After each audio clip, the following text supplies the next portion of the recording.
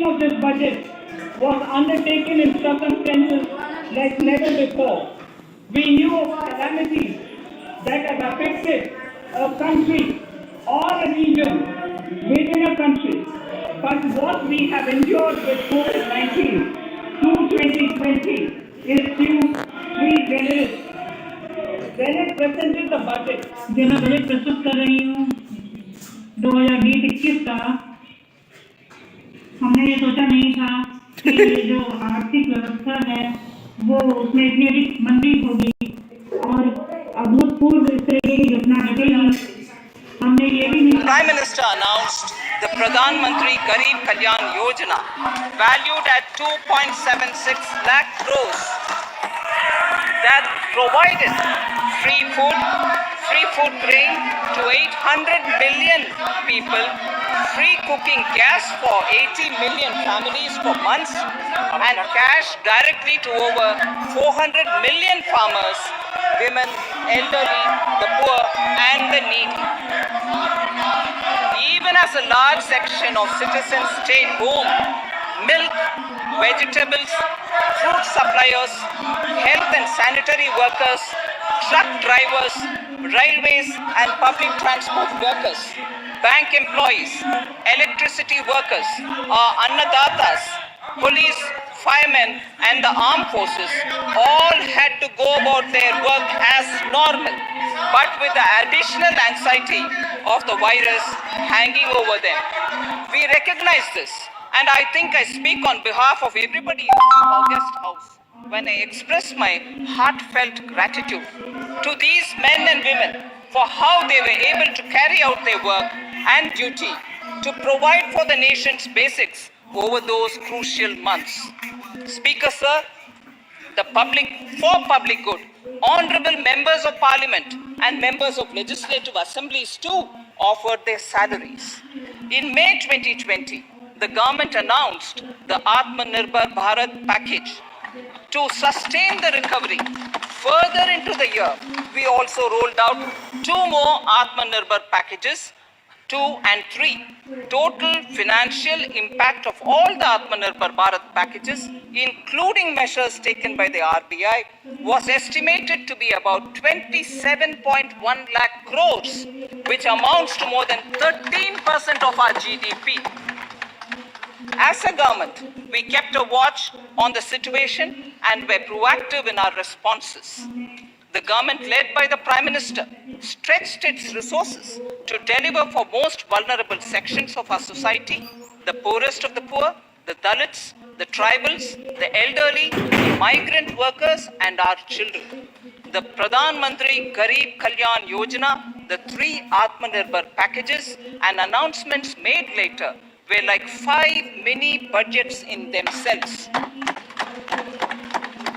The Atmanirbhar packages accelerated our pace of structural reforms, redefinition of MSMEs, commercialization of the mining sector, agriculture and labor reforms, privatization of public sector undertakings, One Nation, One Ration card, production-linked incentive schemes are some of the notable reforms carried out during this period. Faceless income tax assessment, DBT, and financial inclusion are the others. Today, India has 2 vaccines available and has begun medically safeguarding not only her own citizens against COVID-19, but also those of 100 or more countries. It is added comfort to know that 2 or more vaccines are also expected soon. Honorable Prime Minister launched the vaccination drive by crediting and thanking our scientists. We are ever grateful for the strength and rigor of their efforts. Having said that, we are all reminded time and again that our fight against COVID-19 continues into 2021. Now, just as it happened after the 2 world wars, there are signs that the political, economic, and strategic relations in the post-COVID world are changing. This moment in history is the dawn of a new era, one in which India is well poised to truly be the land of promise and hope.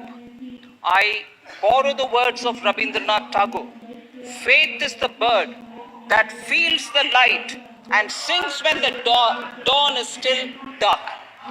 Faith is the bird that feels the light and sings when the dawn is still dark. In this spirit, I can't help but recall the joy that we as cricket-loving nation felt after the Team India's recent spectacular success in Australia. It has reminded us of all the qualities that we as a people, particularly our youth, epitomize of having abundant promise and the unsuppressed thirst to perform and to succeed. Today, data shows that India now has one of the lowest death rate of 112 per million population and one of the lowest active cases of about 130 per million. This has laid the foundation to the revival we are seeing now in the economy. This budget will be the first of this new decade. This budget will also be a digital budget, and that has happened with all your support. So far, only 3 times has a budget followed a contraction in the economy. All such contractions earlier were as a result of situations typical to India. This time, the contraction in our economy is due to a global pandemic, just like in several other countries. Having said that, I want to confidently state that our government is fully prepared to support and facilitate the economy's reset. This budget provides every opportunity for our economy to raise and capture the pace that it needs for a sustainable growth. 2021 is the year of many important milestones for our history.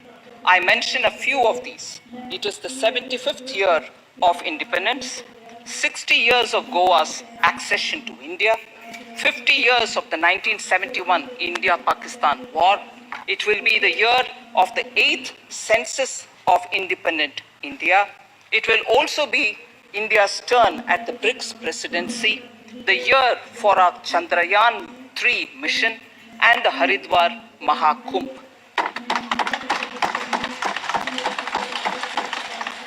Honorable Speaker, before I commence part A of the budget, I want to take a moment to acknowledge how isolating and distancing seemed like insurmountable challenges for a country like ours that has people coming together in times of crisis. It hurts us in many ways. It hurt us in many ways.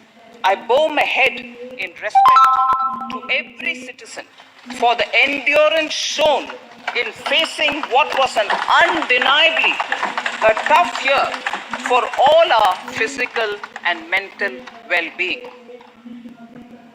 Part A. In Part A, I wish to lay a vision for Atmanirbhar Bharat. Atmanirbhar Bharat or Atmanirbharta is not a new idea. Ancient India was largely self-reliant and equally a business epicenter of the world. Atmanirbhar Bharat is an expression of the 130 crore Indians who have full confidence in their capabilities and skills. We are already part of international groupings such as the G20 and the BRICS, the Coalition for Disaster Resilient Infrastructure, and the International Solar Alliance are realities today due to India's efforts. The proposals in Part A will further strengthen the sankalp of nation first, doubling farmers' income, strong infrastructure, healthy India, good governance, opportunities for youth, education for all, women empowerment, and inclusive development, among others. Additionally, also on the path to fast implementation are the 13 promises we had made in the budget of 2015-16, which were to materialize during the Amrit Mahotsav of 2022 on the 75th year of our independence. They too resonate with the vision of Atmanirbharta. The budget proposals for 21-22 rest on 6 pillars: health and well-being, physical and financial capital and infrastructure, inclusive development for aspirational India, reinvigorating human capital, innovation and R&D, and as sixth, minimum government and maximum governance. I now move to talking about the first pillar, health and well-being. Even at the outset, I would like to say that the investment on health infrastructure in this budget has increased substantially. Progressively, as institutions absorb more, we shall commit more. Taking a holistic approach to health, we focus on strengthening 3 areas: preventive, curative, and well-being. Health systems. A new centrally sponsored scheme, PM Atmanirbhar Swasth Bharat Yojana, will be launched with an outlay of about 64,180 crores over 6 years. This will develop capacities of primary, secondary, and tertiary care health systems, strengthen existing national institutions, and create new institutions to cater to detection and cure of new and emerging diseases. This will be in addition to the National Health Mission. The main interventions under the scheme are support for over 17,000 rural and 11,000 urban health and wellness centers, setting up integrated public health labs in all districts, and 3,382 block public health units in 11 states, establishing critical care hospital blocks in 602 districts and 12 central institutions. Strengthening of National Center for Disease Control, its 5 regional branches and 20 metropolitan health surveillance units. Expansion of the integrated health information portal to all states and UTs to connect all public health labs. Operationalization of 17 new public health units and strengthening of 33 existing public health units at points of entry, that is, at 32 airports, 11 seaports, and 7 land crossings. Setting up of 15 health emergency operation centers and 2 mobile hospitals. And setting up of a national institution for One Health, a regional research platform for WHO, World Health Organization, Southeast Asia region office, 9 biosafety level 3 laboratories, and 4 regional national institutes for virology. Nutrition. To strengthen nutritional content, delivery, outreach, and outcome, we will merge the supplementary nutrition program and the Poshan Abhiyan and launch the Mission Poshan 2.0. We shall adopt an intensified strategy to improve nutritional outcomes across 112 aspirational districts. Universal coverage of water supply. The World Health Organization has repeatedly stressed the importance of clean water, sanitation, and clean environment as a prerequisite to achieving universal health. The Jal Jeevan Mission Urban will be launched. It aims at universal water supply in all 4,378 urban local bodies with 2.86 crores household tap connections, as well as liquid waste management in 500 Amrit cities. It will be implemented over 5 years with an outlay of 2,87,000 crores. Swachh Bharat and Swasth Bharat. For further Swachhata of urban India, we intend to focus on complete fecal sludge management and wastewater treatment, source segregation of garbage, reduction in single-use plastic, reduction in air pollution by effectively managing waste from construction and demolition activities, and bioremediation of all legacy dump sites. The Urban Swachh Bharat Mission 2.0 will be implemented with a total financial allocation of 1,41,678 crores over a period of 5 years from 2021. Clean air. To tackle the burgeoning problem of air pollution, I propose to provide an amount of 2,217 crores of rupees for 42 urban centers with a million plus population in this budget. Scrapping policy. We are separately announcing, Honorable Speaker, a voluntary vehicle scrapping policy to phase out old and unfit vehicles. This will help in encouraging fuel-efficient, environment-friendly vehicles, thereby reducing vehicular pollution and oil import bills. Vehicles would undergo fitness tests in automated fitness centers after 20 years in case of personal vehicles and after 15 years in case of commercial vehicles. Details of the scheme will be separately shared by the ministry. Vaccines. The pneumococcal vaccine, a made-in-India product, is presently limited to only 5 states. It will be rolled out across the country. This will avert more than 50,000 child deaths annually. Honorable Speaker, I have provided 35,000 crores of rupees for COVID-19 vaccine in this year 21-22. I am committed to provide further funds if required. So the budget outlay for health and well-being is 2,23,846 crores in this BE 21-22 as against the BE of only 94,452 crores, and it marks an increase of 137%. The details of the same are at Annexure 1 of the speech. Honorable Speaker, I now move to the second pillar, physical and financial capital and infrastructure. Atmanirbhar Bharat, production-linked incentive schemes are things which I would like to place an emphasis.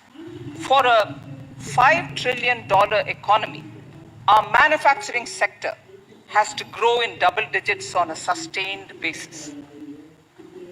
Our manufacturing companies need to become an integral part of global supply chains, possess core competence and cutting-edge technology.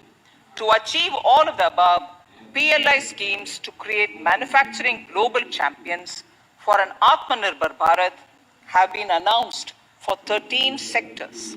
For this, the government has committed nearly 1.97 lakh crores over 5 years starting this financial year. This initiative will help bring scale and size in key sectors, create and nurture global champions, and provide jobs to our youth. Textiles. To enable the textile industry to become globally competitive, attract large investments, and boost employment generation, a scheme of Mega Investment Textile Park will be launched in addition to the PLI schemes. This will create world-class infrastructure with plug-and-play facilities to create global champions in exports. 7 textile parks will be established over 3 years. Infrastructure. The National Infrastructure Pipeline, which I announced in December 2019, is the first of its kind. Whole of government exercise ever undertaken by Government of India. The NIP was launched with 6,835 projects. The project pipeline has now expanded to 7,400 projects. Around 217 projects worth rupees 1.10 lakh crores under some key infrastructure ministries have been completed. The NIP is a specific target which this government is committed to achieving over the coming years. It will require a major increase in funding from both the government and the financial sector. In this budget, I propose to take concrete steps to do this in 3 ways. Firstly, by creating the institutional structures. Secondly, by a big thrust on monetizing assets.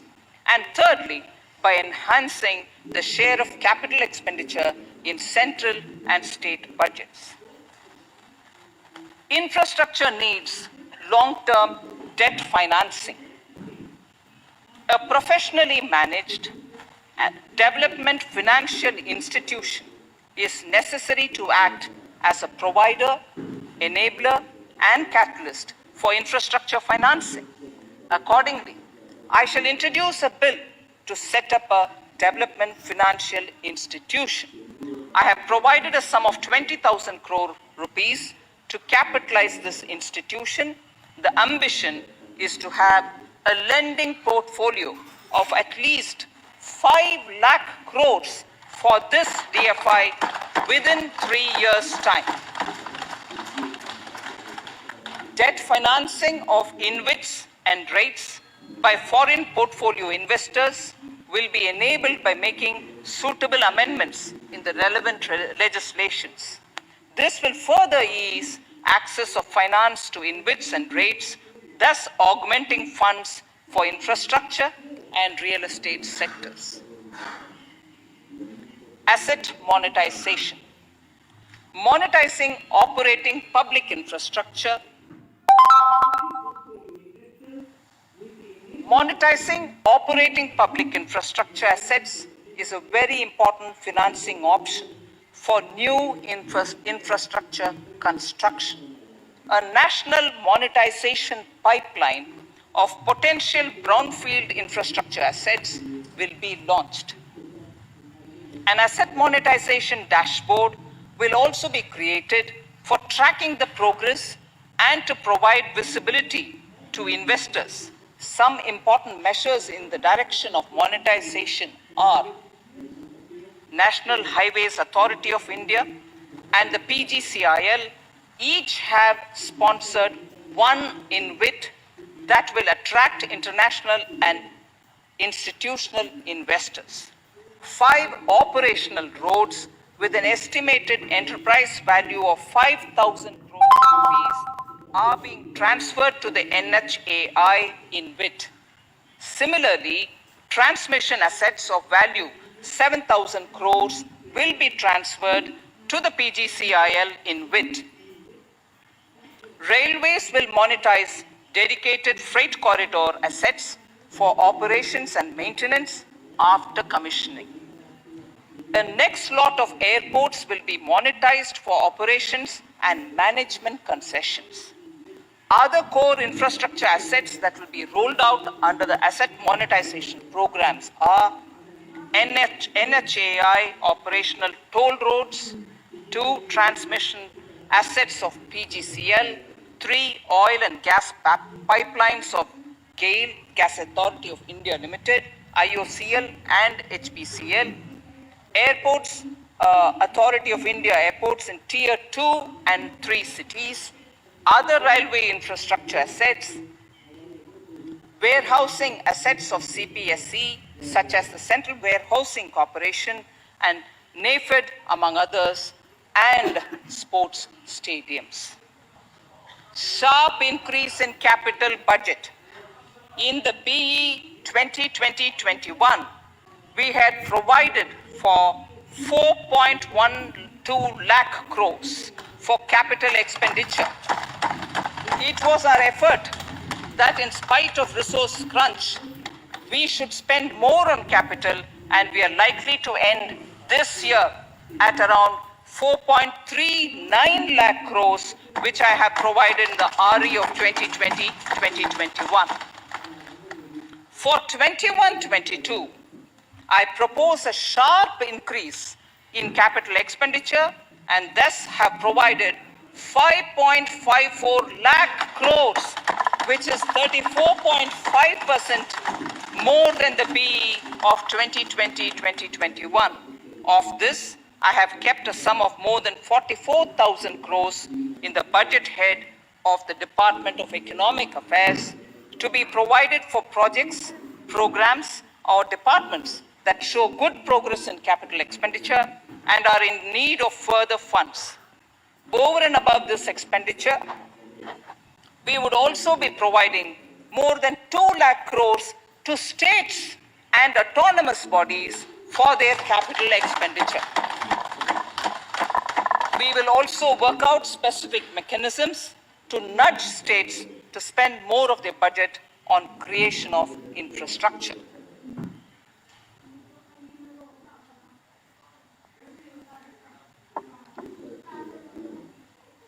Roads and highways infrastructure. More than 13,000 kilometer length of roads at a cost of 3.3 lakh crores has already been awarded under the 5.35 lakh crores Bharatmala Pariyojana project, of which 3,800 kilometers have been constructed. By March 2022, we would be awarding another 8,500 kilometers and complete an additional 11,000 kilometers of national highway corridors. To further augment road infrastructure, more economic corridors are also being planned. Some are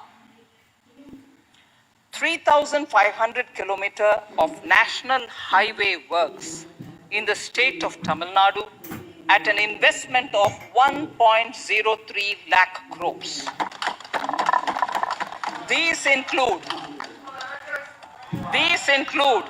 Madurai-Kollam corridor, Chittoor-Tachur corridor, and construction will start next year.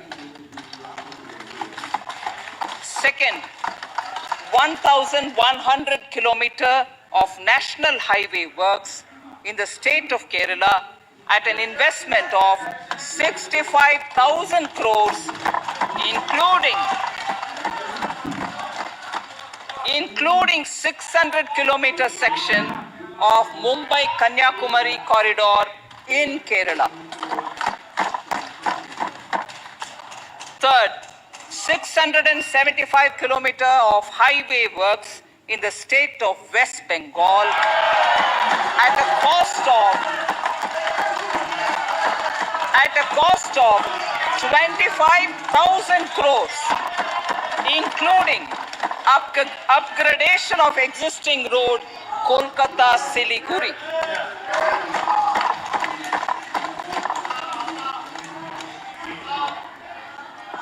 National highway works of around 19,000 crores are currently in progress in the state of Assam.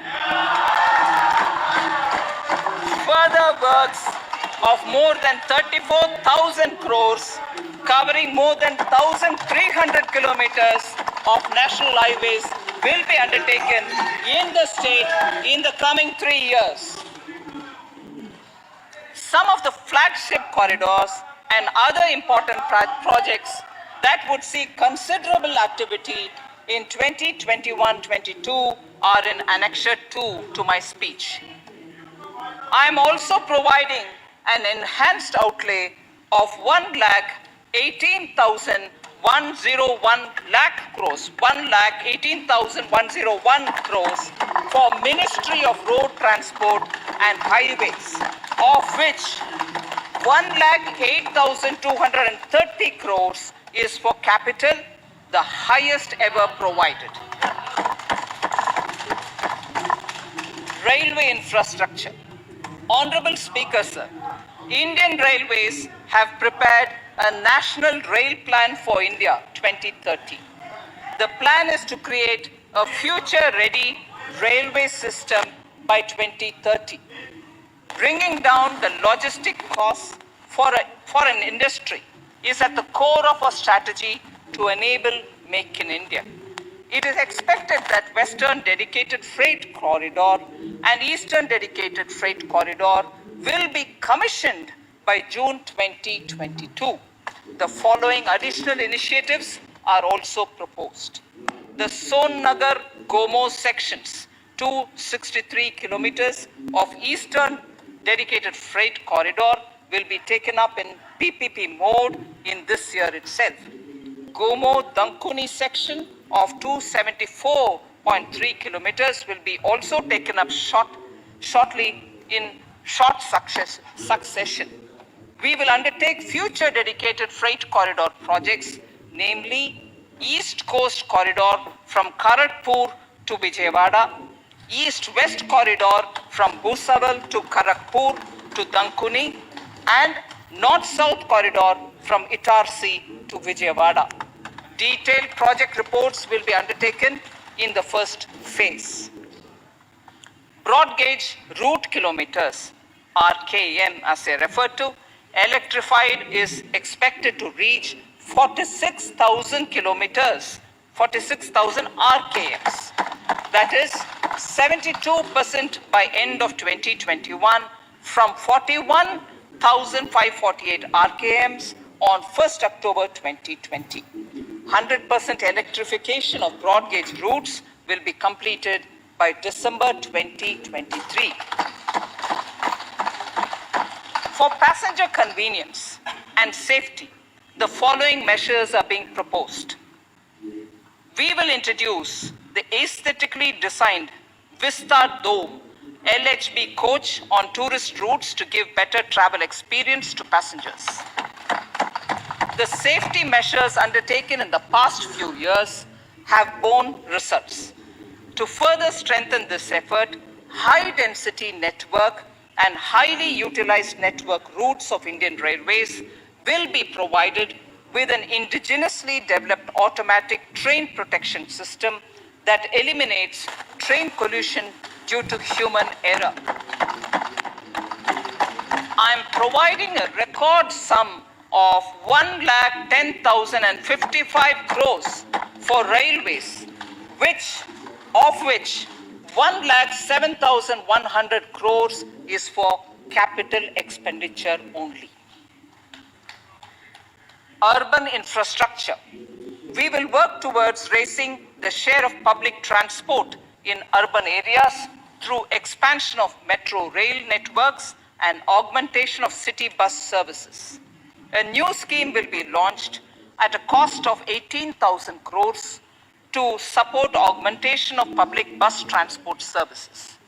The scheme will facilitate deployment of innovative PPP models to enable private sector players to finance, to acquire, to operate, and to maintain over 20,000 buses. The scheme will boost the automobile sector, provide fillip to economic growth, create employment opportunities for our youth, and enhance ease of mobility for urban residents. A total of 702 kilometers of conventional metro is operational, and another 1,016 kilometers of metro and RRTS is under construction in 27 cities. Two new technologies, that is Metro Light and Metro Neo, will be deployed to provide metro rail systems at much lesser cost with same experience, convenience, and safety in Tier 2 cities and peripheral areas of Tier 1 cities also. Central counterpart funding will be provided to Kochi Metro Railway Phase 2 of 11.5 kilometer at a cost of 1,957.05 crores. Chennai Metro Railway Phase 2 of 118.9 kilometers at a cost of 63,246 crores. Bengaluru Metro Railway project Phase 2A and 2B of 58.19 kilometers at a cost of 14,788 crores. Nagpur Metro Rail Project Phase 2 and Nashik Metro at a cost of 5,976 crores and 2,092 crores respectively. Power infrastructure.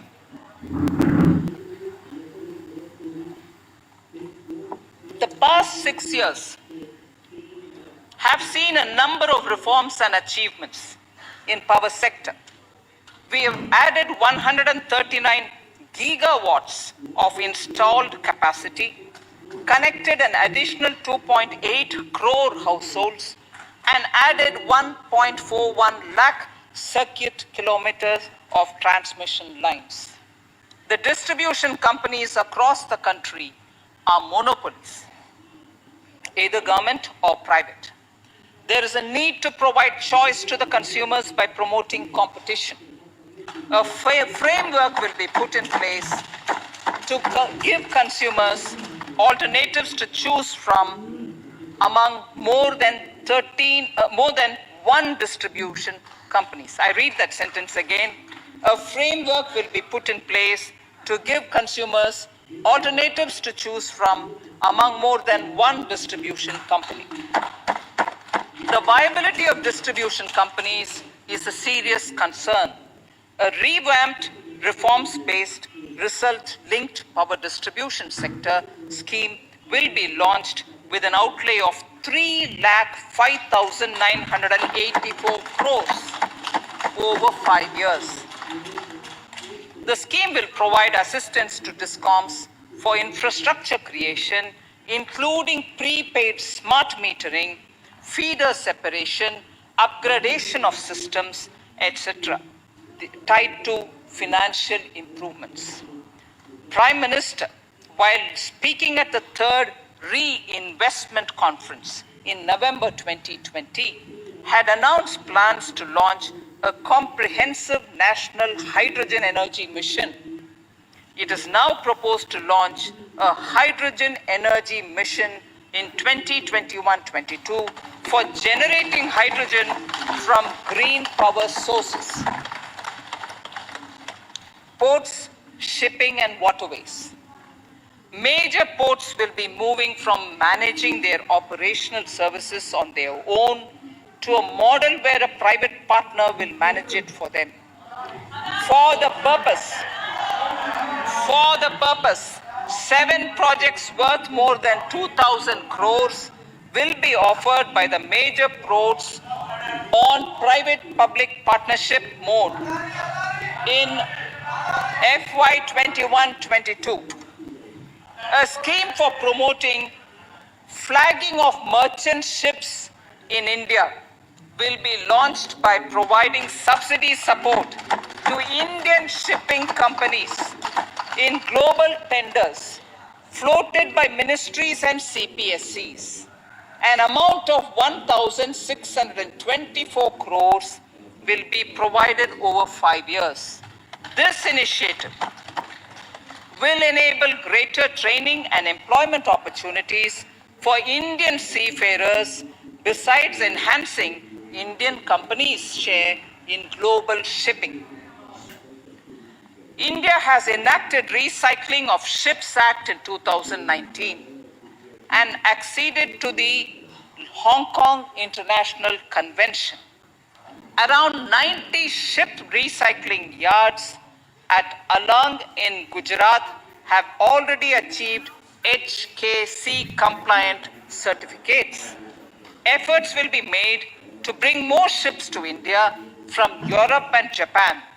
Recycling capacities of around 4.5 million light displacement ton LDT will be doubled by 2024.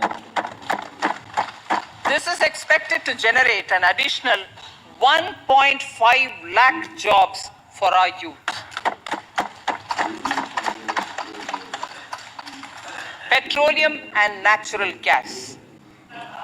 Our government has kept fuel supplies running across the country without interruption during the COVID-19 lockdown period. Taking note of the crucial nature of the sector in people's lives, the following key initiatives are being announced. 1. Ujjwala scheme, which has benefited 8 crore households, will be extended to cover 1 crore more beneficiaries. We will add 100 more districts in next 3 years to the city gas distribution network. A gas pipeline project will be taken up in the Union Territory of Jammu and Kashmir. An independent gas transport system operator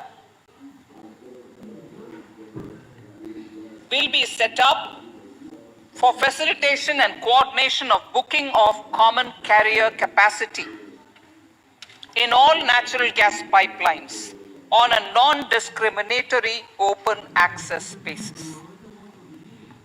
Financial capital.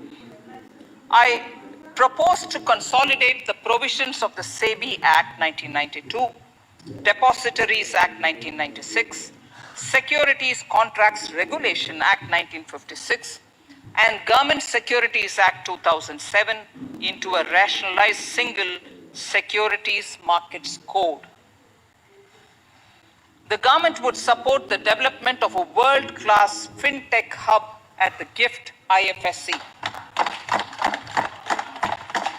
To instill confidence amongst the participants in corporate bond market during times of stress and to generally enhance secondary market liquidity, it is proposed to create a permanent institutional framework.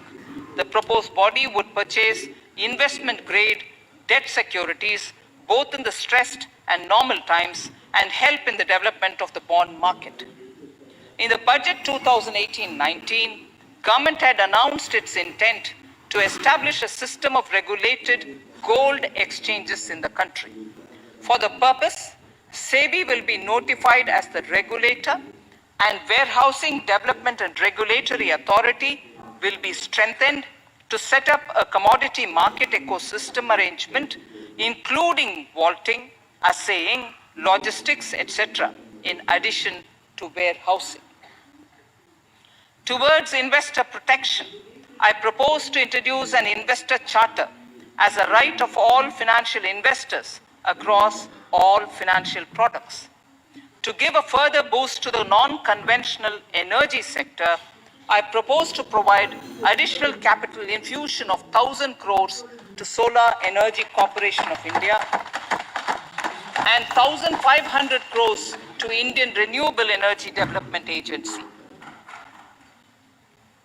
I propose to amend the Insurance Act 1938 to increase the permissible FDI limit from 49% to 74% in insurance companies and allow foreign ownership and control with safeguards. Under the new structure, the majority of directors on the board and key management persons would be resident Indians, with at least 50% of directors being independent directors and specified percentage of profits being retained as general reserve. Stressed asset resolution by setting up a new structure. The high level of provisioning by public sector banks of their stressed assets calls for a measure to clean up the bank books. An asset reconstruction company limited, an asset management company would be set up to consolidate and take over the existing stressed debt and then manage and dispose of the assets to alternative investment funds and other potential investors for eventual value realization. Recapitalization of PSB. To further consolidate the financial capital capacity of PSBs, further recapitalization of 20,000 crores is proposed in 21-22. Deposit insurance. Last year, government had approved an increase in the deposit insurance cover from 1 lakh rupees to 5 lakhs for bank customers. I shall be moving amendments to DICGC Act 1961 in this session itself to streamline the provision so that if a bank is temporarily unable to fulfill its obligations, the depositors of such bank can get easy and time-bound access to their deposits to the extent of the deposit insurance cover. This would help depositors of banks that are currently under stress. To improve credit discipline while continuing to protect the interest of small borrowers for NBFCs with minimum asset size of 100 crores, the minimum loan size eligible for debt recovery under the Securitization and Reconstruction of Financial Assets and Enforcement of Security Interests SARFAESI Act 2002, it is proposed to be reduced from the existing level of 50 lakhs to 20 lakhs. Company matters. The decriminalization of the procedural and technical compoundable offences under Companies Act 2013 is now complete. I now propose to take up decriminalization of the Limited Liability Partnerships Act 2008. Honorable Speaker, I propose to revise the definition under the Companies Act 2013 for small companies by increasing the threshold for paid up capital from not exceeding 50 lakh to not exceeding 2 crores and turnover from not exceeding 2 crores to not exceeding 20 crores. This will benefit more than 2 lakh companies in easing their compliance requirements. As a further measure which directly benefits startups and innovators, I propose to incentivize the incorporation of one-person companies by allowing one-person companies to grow without any restriction on paid-up capital and turnover, allowing their conversion into any other type of company at any time, reducing the residency limit for an Indian citizen to set up an one-person company from 182 days to 120 days and allow also non-resident Indians to incorporate OPCs in India. This will be a big boost for startups. To ensure faster resolution of cases, the NCLT framework will be strengthened, e-code system shall be implemented, and alternate methods of debt resolution and special framework for MSMEs shall be introduced. During the coming fiscal, we will be launching data analytics, artificial intelligence, machine learning driven MCA 2.1 version to MCA 21 version 3.0. MCA 21 version 3.0. This version 3.0 will have additional modules for e-scrutiny, e-adjudication, e-consultation, and compliance management. Disinvestment and strategic sale. In spite of COVID-19, we have kept working towards strategic disinvestment. A number of transactions, namely BPCL, Air India, Shipping Corporation of India, Container Corporation of India, IDBI Bank, Bharat Earth Movers Limited, Pavan Hans, Neelachal Ispat Nigam Limited, among others, would be completed in 21-22. Other than IDBI Bank, we propose to take up the 2 public sector banks and 1 general insurance company in the year 21-22. This would require legislative amendments, and I propose to introduce the amendments in this session itself. In 21-22, we would also bring the IPO of LIC, for which I am bringing the requisite amendments in this session itself. In the Atmanirbhar package, I had announced that we will come out with a policy of strategic disinvestment of public sector enterprises. I'm happy to inform the House that the government has the government has approved the said policy. The policy provides a clear roadmap for disinvestment in all non-strategic and strategic sectors. We have kept 4 areas that are strategic, where bare minimum CPSCs will be maintained and rest privatized. In the remaining sectors of all CPSCs will be privatized. The main highlights of the policy are mentioned in Annexure 3.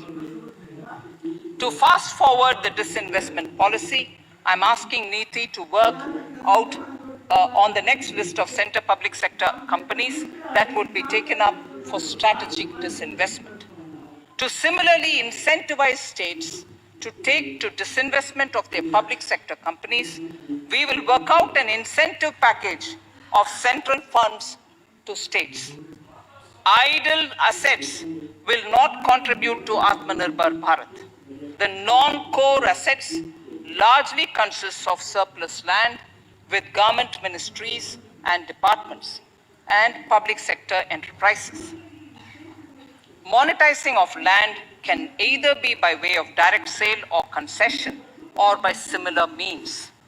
This requires special abilities, and for this purpose, I propose to use a special purpose vehicle in the form of a company that would carry out this activity.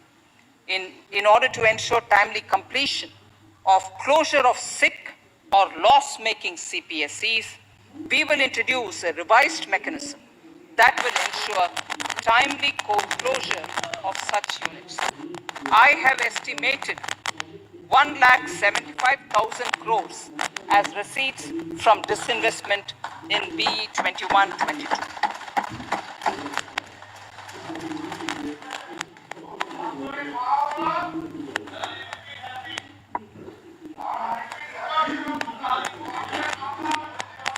Government financial reforms.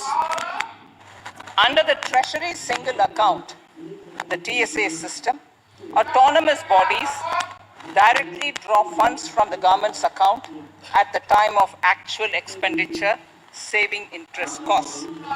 We will extend the TSA system for universal application from 21-22. On the recommendation of the 15th Finance Commission, we have undertaken a detailed exercise to rationalize and bring down the number of centrally sponsored schemes. This will enable consolidation of outlays for better impact. The government is committed to the development of multi-state cooperatives and will provide all support to them. To further streamline the ease of doing business for cooperatives, I propose to set up a separate administrative structure for them. So the third pillar of Atmanirbhar Bharat, inclusive development for aspirational India. Honorable Speaker, sir, under this pillar, I will cover agriculture and allied sectors, farmers' welfare and rural India, migrant workers and labor, and financial inclusion. Agriculture. Our government is committed to the welfare of farmers. The MSP regime has undergone a sea change to assure price that is at least 1.5 times the cost of production across all commodities.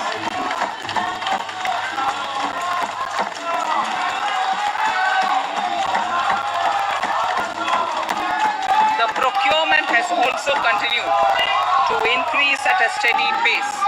This has resulted in increase in payment to farmers substantially.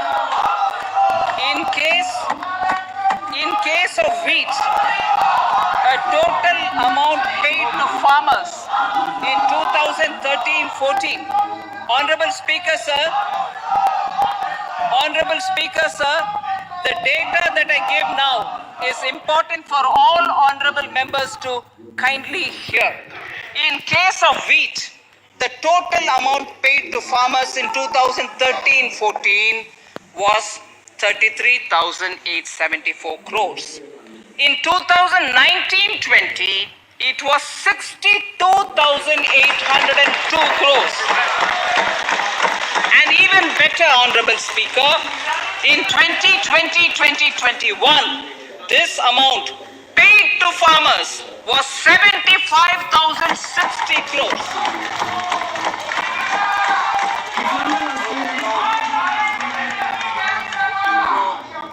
Honorable Speaker, again an important fact, the number of wheat growing farmers that were benefited increased in 2020-21 to 43.36 lakhs compared to 35.57 lakhs in 2019-20. That much of an increase within 1 year. For paddy, again an important data. For paddy, the amount paid in 2013-14 was 63,928 crores. In 2019-20, this increased to 1,41,930 crores. Even better, in 2020-2021, this is further.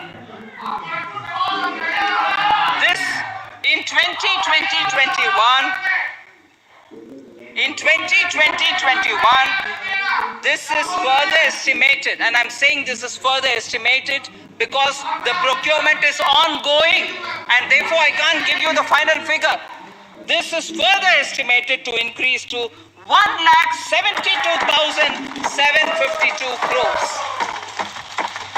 The number of farmers benefited increased from 1.24 crores in 2019-20 to 1.54 crores in 2020-21. In the same way, Honorable Speaker, sir, in the case of pulses, the amount paid in 2013-14 was 236 crores. In 2019-20, this was increased to 8,285 crores. Now in 2021, it is at 10,530 crores. More than 40 times increase from 2013-14. The receipts to cotton farmers have seen a stupendous increase from 90 crores in 2013-14 to 25,974 crores I'm giving you data as of 27th January 2021. This is bound to increase. From 90 crores for cotton farmers in 2013-14 to 25,974 crores in 2021. All the details in complete narration is available in Annexure 4 to my speech. Early this year, Honorable Prime Minister had launched the Swamitva scheme. Under this, a record of rights is being given to property owners in villages. Up till now, about 1.80 lakh property owners in 1,241 villages have been provided cards. I propose during 21-22 to extend this to cover all states and union territories. To provide adequate credit to our farmers, I have enhanced the agricultural credit target to 16.5 lakh crores in this year. We will focus on ensuring increased credit flow to animal husbandry, Pashupalan, dairy, and to Matsyakar, to the fisheries. We are enhancing the allocation to the Rural Infrastructure Development Fund from 30,000 crores to 40,000 crores. The Micro Irrigation Fund with a corpus of 5,000 crores has been created under NABARD. I propose to double it by augmenting it by another 5,000 crores. To boost value addition in agriculture and allied products and their exports, the scope of Operation Green Scheme that is presently applicable to only tomatoes, onions and potatoes will be enlarged to include 22 perishable crops. Around 1.68 lakh crore farmers, around 1.68 crore farmers are registered and 1.14 lakh crores of rupees trade value has been carried out through e-NAMs, the National Agricultural Market.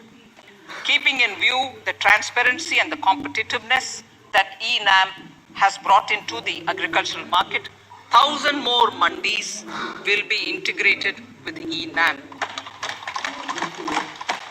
Honorable Speaker, sir, with all this, the Agricultural Infrastructure Fund would be made available to the APMCs for augmenting their infrastructure facilities.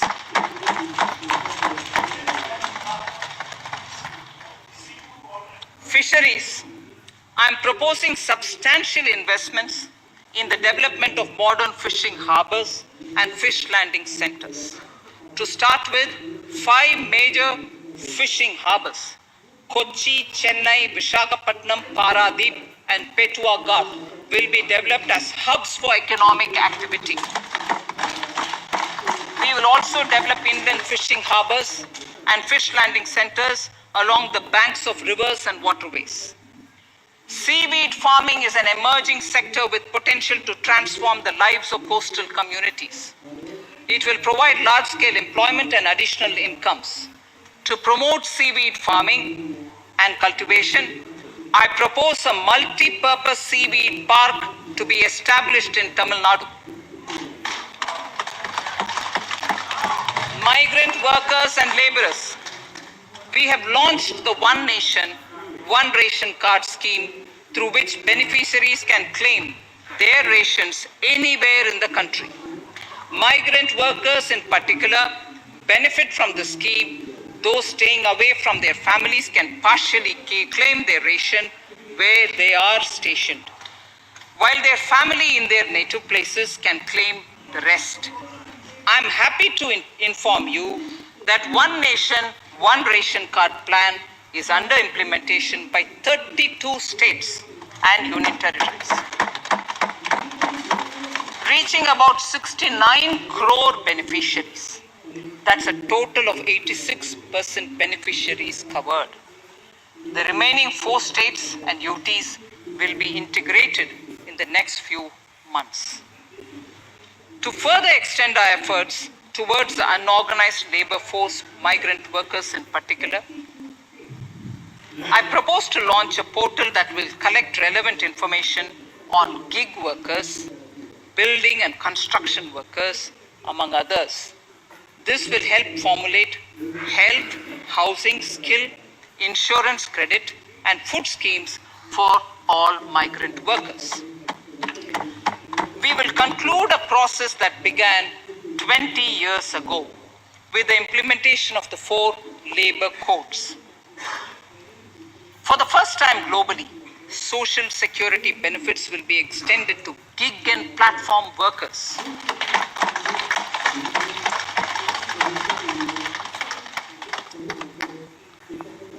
Minimum wages will apply to all categories of workers, and they will all be covered by the Employees State Insurance Corporation.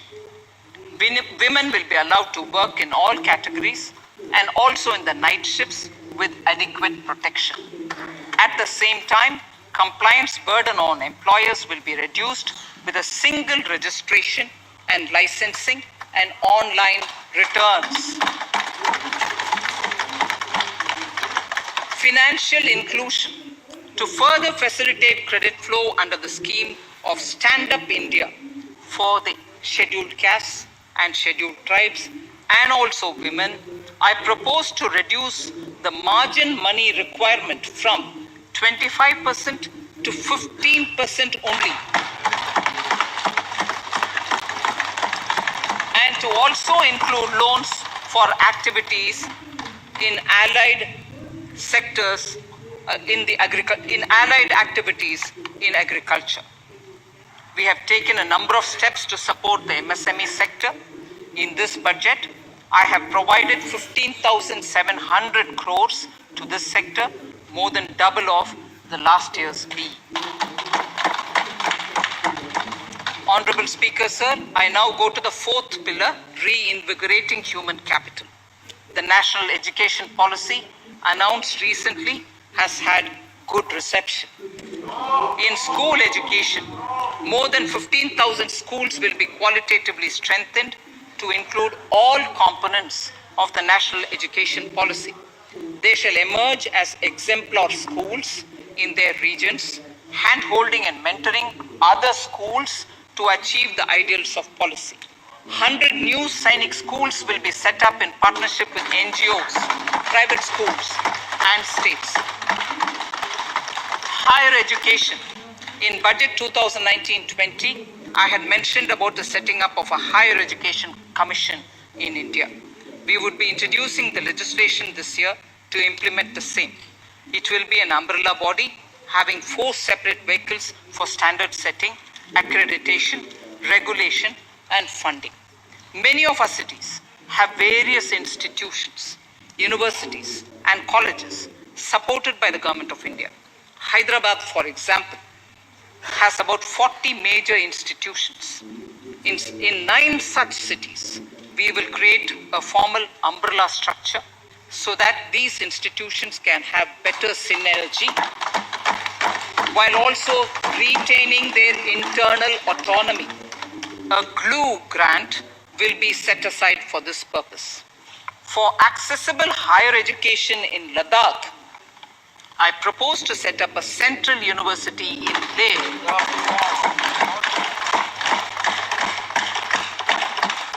The other important projects to be taken up as a part of the NEP are listed in Annexure 5. Scheduled caste and scheduled tribes welfare. We have set ourselves a target of establishing 750 Eklavya model residential schools in our tribal areas. I propose to increase the unit cost of each such school from 20 crores, which is what it is now, to 38 crores, and for hilly and difficult areas to 48 crores. This would help creating robust infrastructure facilities for our tribal students. We have revamped the post-metric scholarship scheme for the welfare of scheduled caste students. I have also enhanced the central assistance in this regard. We are allotting 35,219 crores for 6 years till 25-26 to benefit 4 crores scheduled caste students. Skilling. In 2016, we had launched the National Apprenticeship Promotion Scheme. The government proposes to amend the Apprenticeship Act with a view to further enhancing apprenticeship opportunities for our youth. We will realign the existing scheme of National Apprenticeship Training Scheme for providing post-education apprenticeship training of graduates and diploma holders in engineering. Over 3,000 crores will be provided for this purpose. An initiative is underway, Honorable Speaker, in partnership with the United Arab Emirates to benchmark skill qualifications, assessment, and certification, accompanied by the deployment of certified workforce. We also have a collaborative inter-training program between India and Japan to facilitate transfer of Japanese industrial and vocational skills, techniques, and knowledge. We will take forward this initiative with many more countries also.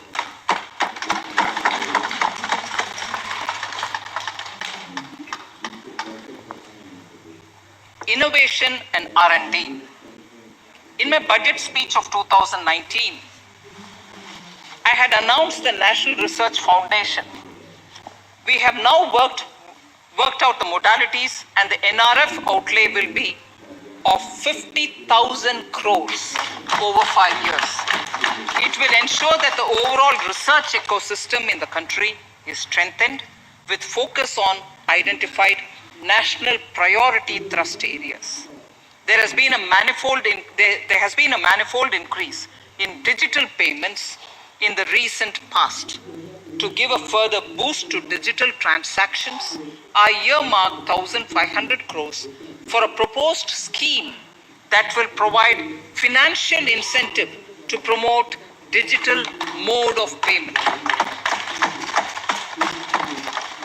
We will undertake a new initiative, National Language Translation Mission. This will enable the wealth of governance and policy-related knowledge on the internet being made available in major Indian languages. The new Space India Limited, a PSU, under the Department of Space, will execute the PSLV CS-51 launch, carrying the Amazonia satellite from Brazil, along with a few smaller Indian satellites. As part of the Gaganyaan mission activities, 4 Indian astronauts are being trained on generic spaceflight aspects in Russia. The first unmanned launch is slated for December 2021. Our oceans are a storehouse of living and non-living resources. To better understand this realm, we will launch a deep ocean mission with a budget outlay of more than 4,000 crores over 5 years. This mission will cover deep ocean survey exploration and projects for the conservation of deep sea biodiversity.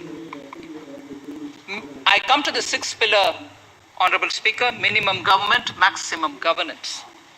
Honorable Speaker, sir, this is the last of the 6 pillars. This will outline plans for reforms in one of our core principles of minimum government, maximum governance. We have taken a number of steps to bring reforms in tribunals in the last few years for speedy delivery of justice. Continuing with the reforms process, I now propose to take further measures to rationalize the functioning of tribunals.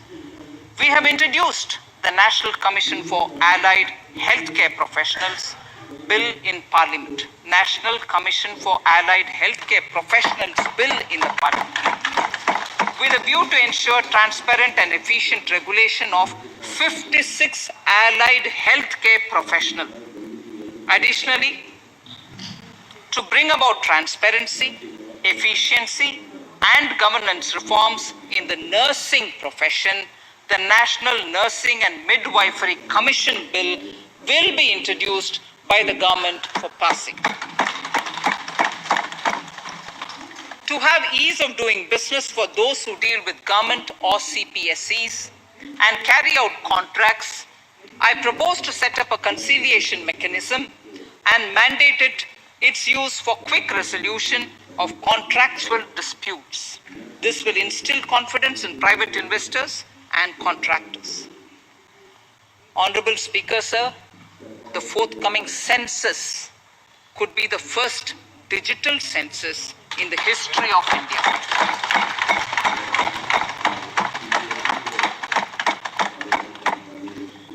For this monumental milestone marking task, I have allocated 3,768 crores in this year, 21-22. Honorable Speaker, Goa is celebrating the Diamond Jubilee year of the state's liberation from Portuguese rule. From the Government of India's side, I propose to grant 300 crores to the Government of Goa for the celebrations. I propose to provide 1,000 crores for the welfare of tea workers, especially women and children in Assam and West Bengal. A special scheme will be devised for the same.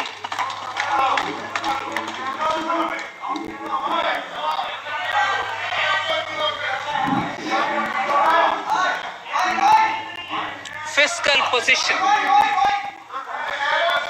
Fiscal position. In these last few paragraphs of part A of my speech, I draw the attention of this august House to the fact that at the beginning of the current financial year, the pandemic's impact on the economy resulted in a weak revenue inflow. This was combined with high expenditure to provide essential relief to vulnerable sections of the society, especially the poor, the women, scheduled castes, and scheduled tribes. Unlike many other countries, we opted for a series of medium-sized packages during the pandemic so that we could calibrate and target our response according to the evolving situation. Once the health situation stabilized and the lockdown was being slowly lifted, we switched to ramping up government spending so as to revive domestic demand. As a result, against an original BE expenditure of 30.42 lakh crores for 2020-21, our RE estimates are 34.50 lakhs, 30.42 now within the year going up to 34.5 lakh crores. We have maintained quality of expenditure. The capital expenditure estimated in the RE is 4.39 lakh crores as against 4.12 lakh crores in the BE stage. So the beginning of the year, we had marked only 4.12 lakh, whereas it is 4.39 lakh crores as we end the year.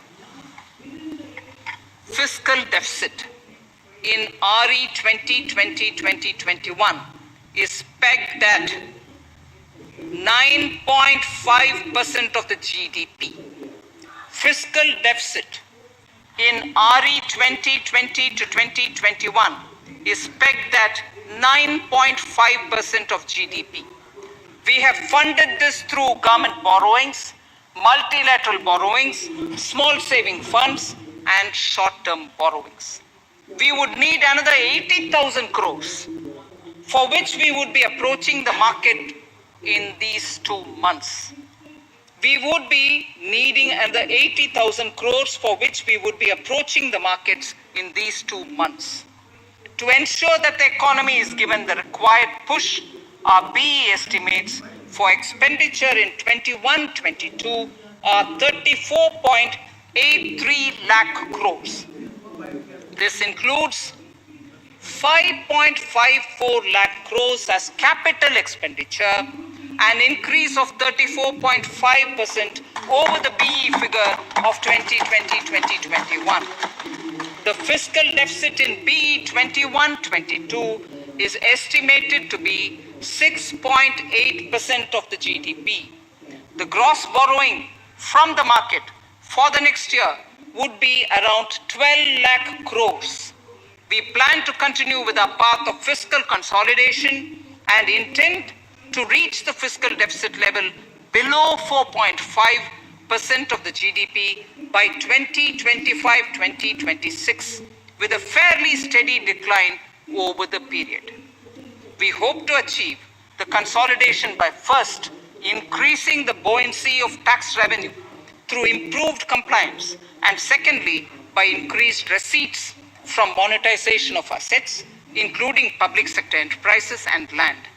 The Contingency Fund of India is being proposed to be augmented.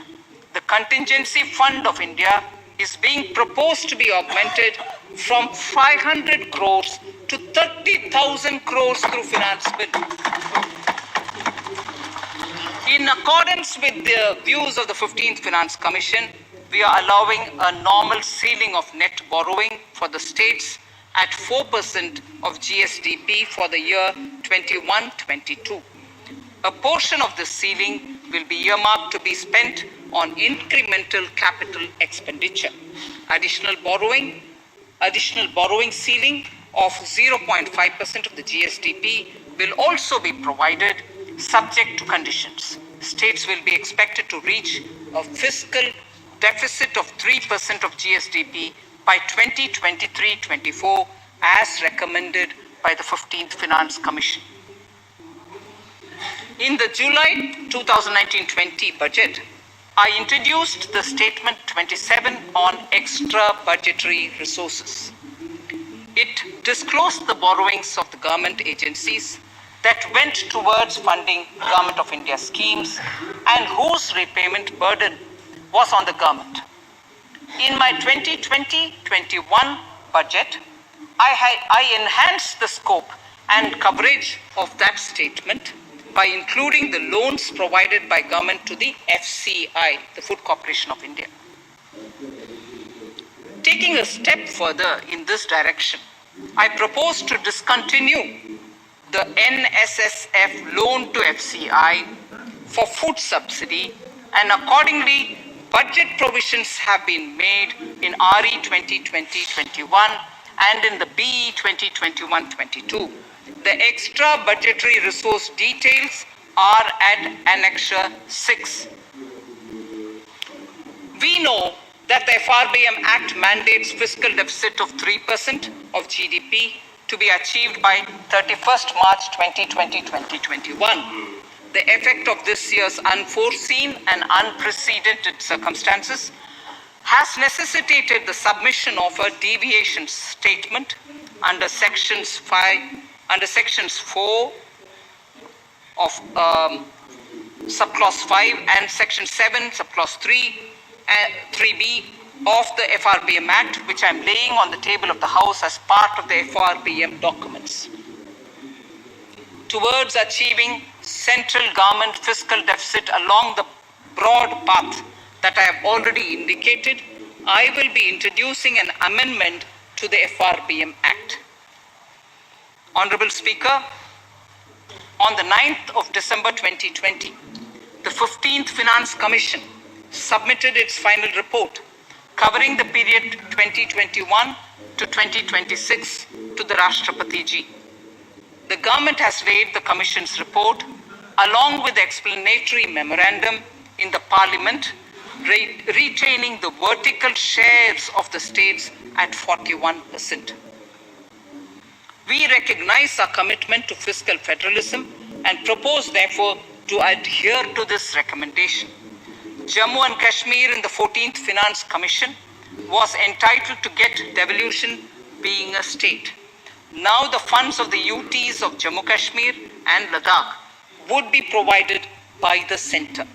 I have also provided on the Commission's recommendation 1,18,452 crores as revenue deficit grant to 17 states in 21-22 as against 74,340 crores to 14 states in 2020-21.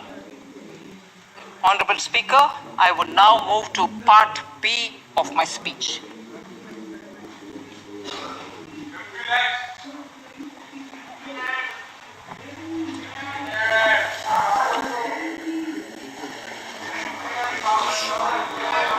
Honorable Speaker, the world is facing a serious challenge of the pandemic and its aftershock. In these trying times, when many economies are struggling to revive, our people and our industry have exhibited remarkable resilience. As I mentioned already, post-pandemic, a new world order seems to be emerging, one in which Asia is poised to occupy a prominent position, and India will have a leading role therein. In this scenario, our tax system has to be transparent, efficient, and should promote investments and employment in our country. At the same time, it should put minimum burden on our taxpayers. I borrow the words of Thiruvalluvar, the saint. ஏற்றலும் ஈட்டலும் காத்தலும் காத்த வகுத்தலும் நல்ல வல்லதரசு.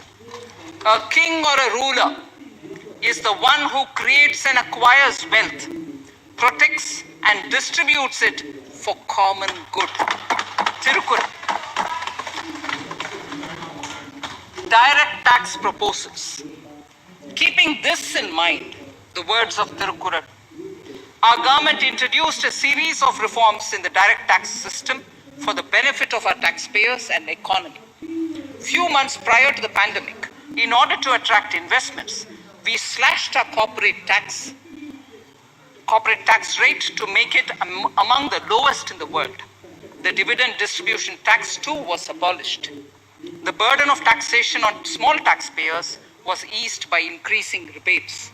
In 2020, the return filers saw a dramatic increase to 6.48 crores from 3.31 crores in 2014. In the direct tax administration, we had recently introduced the faceless assessment and faceless appeal. I now seek to take further steps to simplify the tax administration, ease compliance, and reduce litigation. Relief to senior citizens. I begin my direct tax proposals by offering my pranam to our senior citizens. Many of them, despite having foregone several basic necessities of their own, have strived to build our nation. Now in the 75th year of independence of our country, when we continue our endeavor with renewed vigor, we shall reduce compliance burden on our senior citizens who are 75 years of age and above. For senior citizens who only have pension and interest income, I propose exemption from filing their income tax returns.